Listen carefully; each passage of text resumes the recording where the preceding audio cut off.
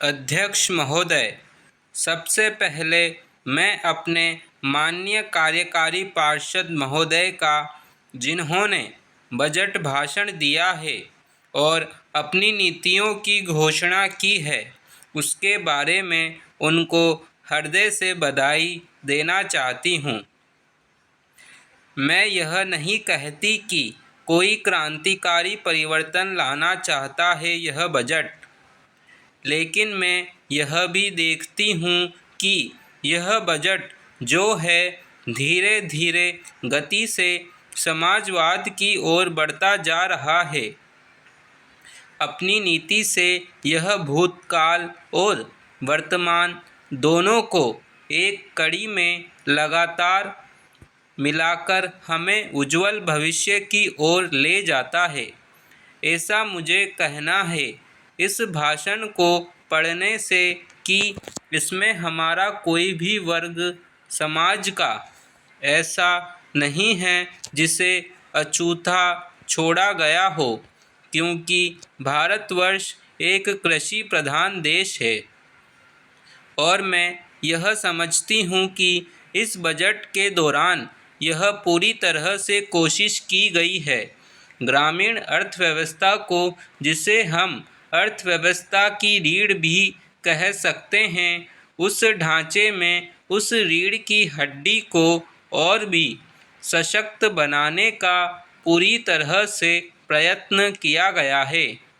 हमारे ग्रामीण भाइयों के लिए जो कोशिश की गई है इस बजट के अंतर्गत वह है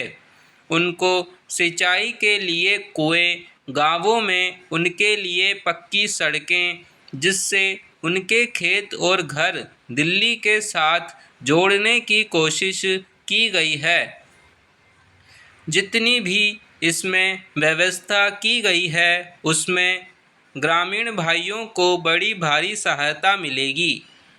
उसके अतिरिक्त ग्रामोद्योग के द्वारा जो रोजगारी का प्रबंध किया गया है उससे भी ग्रामीण अर्थव्यवस्था को एक बहुत बड़ी सहायता मिलेगी।